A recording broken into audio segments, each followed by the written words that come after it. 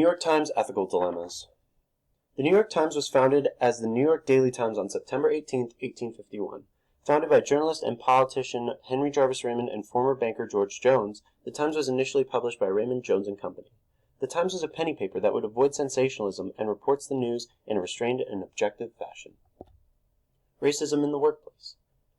Gerald Boyd was the managing editor of the New York Times. This was the second most important job in the newsroom of one of the world's better newspapers. He was the first black to ever reach such a dazzling position in the Times hierarchy. However, when his career came to a close due to racism in the workplace, he wrote an article detailing his experience of being fired from the New York Times. He goes into great detail in his book about his superiors censoring his work and ultimately terminating his position at the newspaper on the basis of race. He went on to say that he wasn't the black managing editor of the Times, he was simply the managing editor. His termination in the New York Times led to form of a revolution against the top brass in the workplace. This revolution concluded with a victory for the workers and the humiliation of the brass over their racist remarks and actions.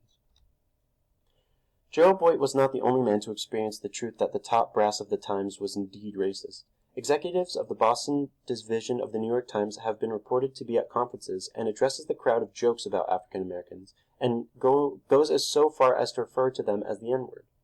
Those that made the comments were Steve Nyland, president of Metro US and executive vice president of Metro International, and Hans Holger Albright, a member of Metro Newspaper's board of directors and president and CEO of the former Metro parent company Modern Times Group.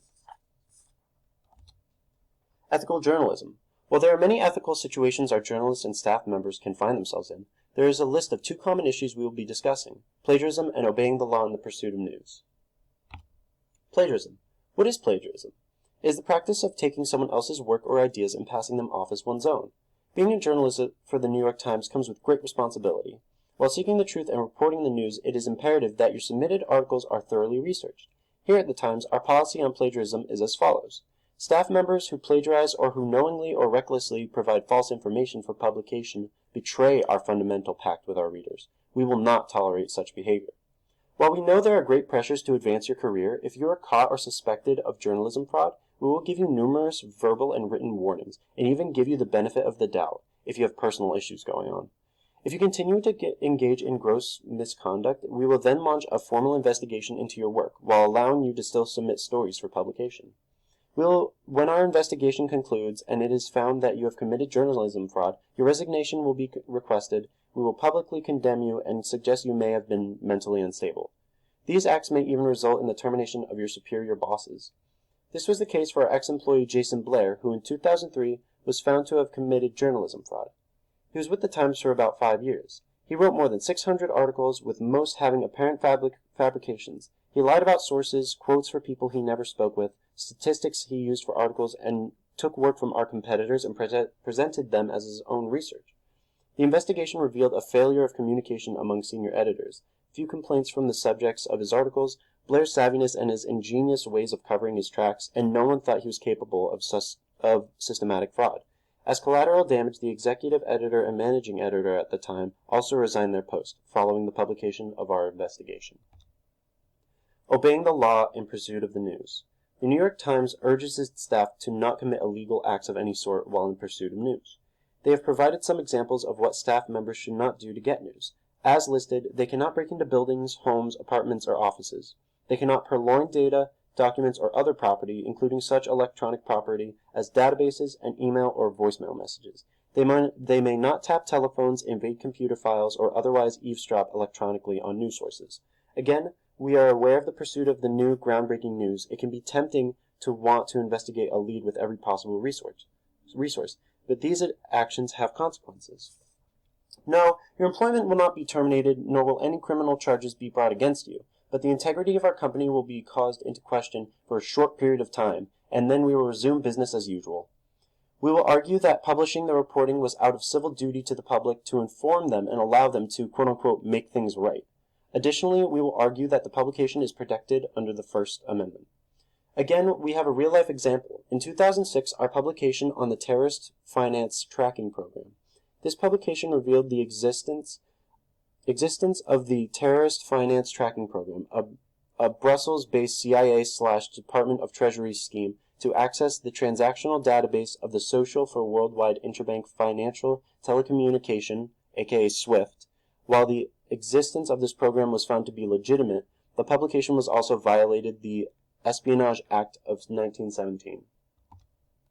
Paper production. When you think the New York Times, the physical black and white paper usually comes to mind. That paper that's all over the grocery stores, bagel shops, and delis everywhere.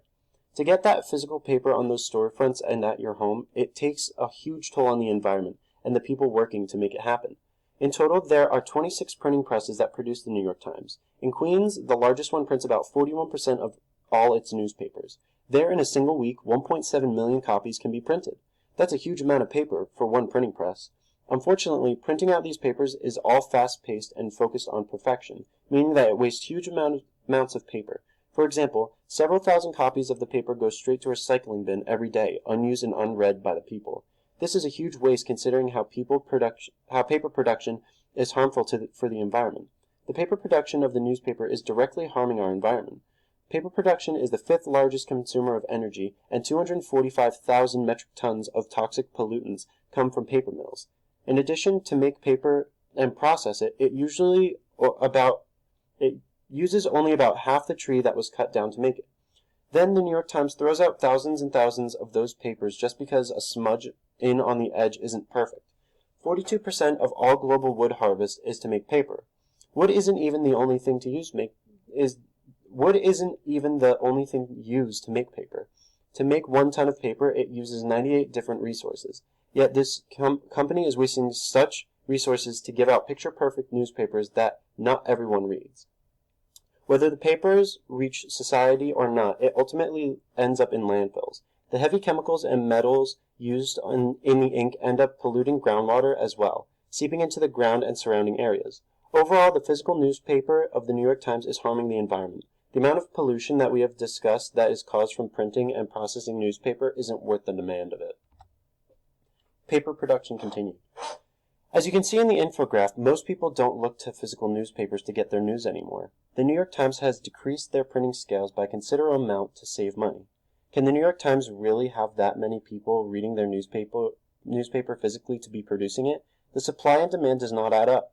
The New York Times gets more views on their website, social media, and e-readers more so than their physical paper.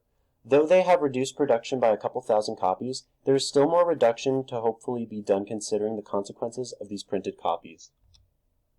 We value employees of all stages of their careers who bring different perspectives and experience to the Times, by the New York Times. In addition, it's important to note that the workers involved in this paper production are seriously underappreciated and represented in the New York Times. Searching throughout their whole website was not a single message about their printing press workers, their paper mill workers, their delivery truck workers, etc. Tons of people involved in the company are given zero recognition.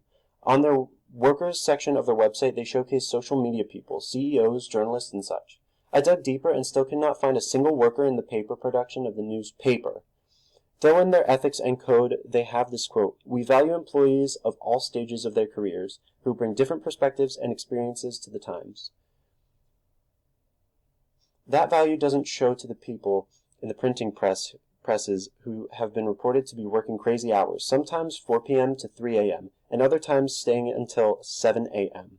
The value from their experiences is shown nowhere on the company website. The only recognition they get is in one article from the photographer going to the printing mill and talking to the workers, which the Times did publish. Conclusion. Racism should not be something that is tolerated within a workplace or even the world. People should not be fired based on their race, nor should they be thrown racist slurs either.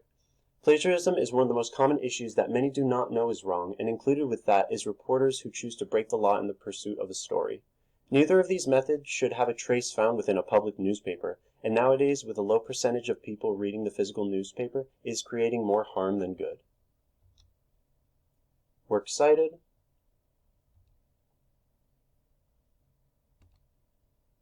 Credit page.